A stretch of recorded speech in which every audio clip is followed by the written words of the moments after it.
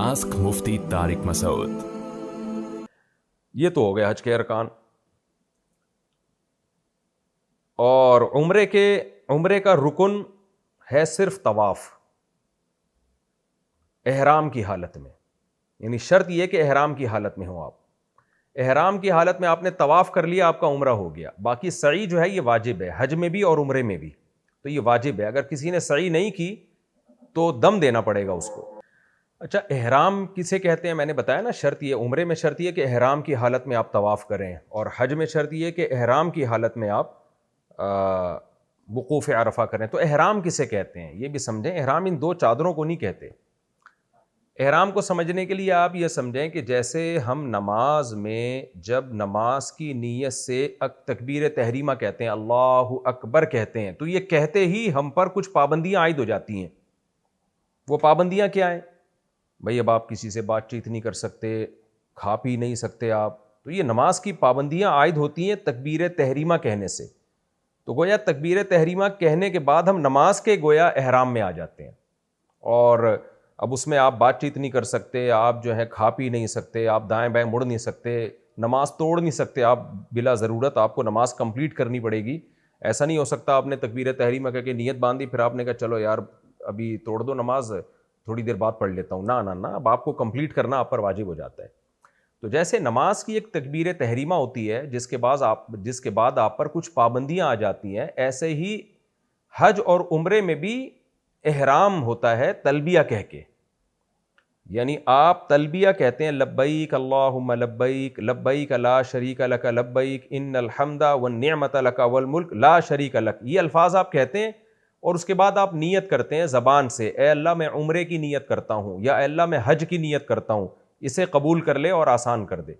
اس نیت سے جب آپ یہ الفاظ کہیں گے تو آپ احرام میں آ گئے. یعنی گویا کہ آپ نے نیت باندھ لی حج کی یا عمرے کی. اب احرام میں آنے کے بعد کچھ پابندیاں آپ پہ شروع ہو جاتی ہیں. نماز میں جب آپ تکبیر تحریمہ کہتے ہو تو کیا پابندیاں؟ کھانا پینا نہیں ہے، بات چیت نہیں کرنی ہے، حرکت نہیں کرنی ہے غیر ضروری.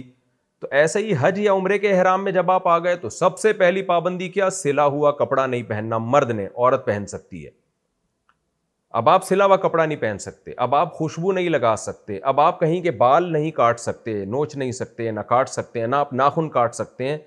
آپ کوئی خوشبودار چیز استعمال نہیں کر سکتے. آپ جو ہے وہ کسی جانور کو قتل نہیں کر سکتے. یعنی کوئی بھی جو شکار کے جانور ہوتے ہیں، یہ سب ساری کی ساری پابندیاں آپ کے احرام میں آنے کے بعد آپ پر لاگو ہو جاتی ہیں.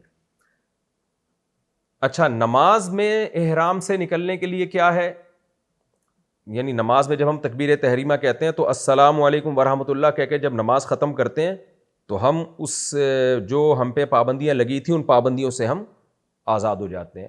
تو حج اور عمرے میں جب آپ احرام سے نکلنے کا ارادہ کریں گے، اور وہ کب کریں گے؟ جب آپ وقوف عرفہ اور مزدلفہ میں قیام کر چکے ہوں گے اور آپ رمی کر چکے ہوں گے. تو اس کے بعد پھر آپ 10 ذی الحجہ کو بقرعید والے دن آپ جانور قربان کرتے ہیں. تو جانور آپ قربان کرنے کے بعد شریعت آپ کو اجازت دیتی ہے احرام سے نکل آؤ. تو احرام سے نکلنے کا کیا طریقہ ہے کہ عورتیں 1 انگلی کے پورے کے بقدر اپنے بالوں کو کٹوائیں کم از کم، اور مرد کیا کریں؟ وہ بھی 1 انگلی کے پورے کے بقدر بالوں کو کٹوائیں. کم از کم 25% سر کے بالوں کو کٹوانا ضروری ہے، یا پھر اس طرح پھیر لیں، اس طرح پھیرنا زیادہ بہتر ہے. تو 1 پورے کے بقدر بال وہ لوگ کاٹ سکتے ہیں جن کے بال زیادہ لمبے ہیں. جن کے بال ہی 1 پورے کے برابر ہوں تو وہ کیسے کاٹیں گے؟ تو ان کو تو حلق ہی کرنا پڑے گا. تو یہ کام جب آپ کر لیں گے تو احرام کی پابندیوں سے آپ نکل جائیں گے.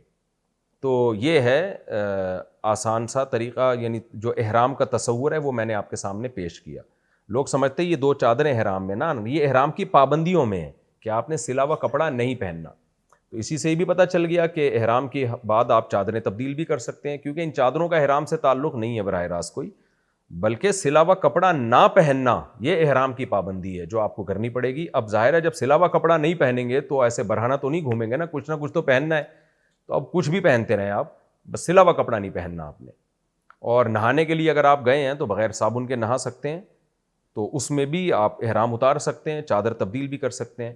اور عورت پر جو احرام کی پابندیاں عائد ہوتی ہیں، کچھ پابندیاں تو وہی ہیں جو مردوں پر ہیں. خوشبو نہیں لگانی، اور جو ہے وہ خوشبودار صابن سے نہانا وغیرہ بھی اسی میں داخل ہے. لیکن عورت کی احرام میں لباس نہیں ہے, لباس اس کو پراپر پورا پہننا پڑے گا. صرف اتنی پابندی ہے اس کے اوپر کہ وہ کپڑا چہرے سے نہ لگے, اس کا جو کپڑا ہے نا وہ چہرے سے نہ لگے. تبھی جو پردے دار خواتین ہیں وہ ایک کیپ والا وہاں نقاب لیتی ہیں جو کیپ کے آگے لٹکا ہوا ہوتا ہے, تو ایسا کر لینا چاہیے, کیونکہ چہرے کا پردہ جوان عورت پر ہر صورت میں فرض ہے, چاہے وہ عمرہ کرنے گئی ہو, حج کرنے گئی ہو, یا نارملی عام حالات میں اس پر نامحرم سے چہرہ چھپانا فرض ہے. تو صحابیات بھی نقاب لیتی تھیں جب وہ حج کرنے گئی ہیں, تو نقاب آگے کرتی تھیں جب مرد گزرتے تھے, تو نقاب کرنا جوان لڑکی کے لیے ضروری ہے یہ, لیکن چہرے پہ کپڑا نہ لگے. اگر تھوڑی دیر کے لیے کپڑا لگ گیا تو کچھ صدقہ کر دیں, اور اگر 12 گھنٹے کے لیے کپڑا لگا رہا متفرق اوقات میں تو پھر دم واجب ہوگا, اور 12 گھنٹے تک نہیں لگتا ہے. خواتین اس پہ پریشان ہوتی ہیں کہ ہم نے کپڑا لٹکایا ہے, وہ بار بار منہ پہ لگ رہا ہے, ہوا سے لگ رہا ہے.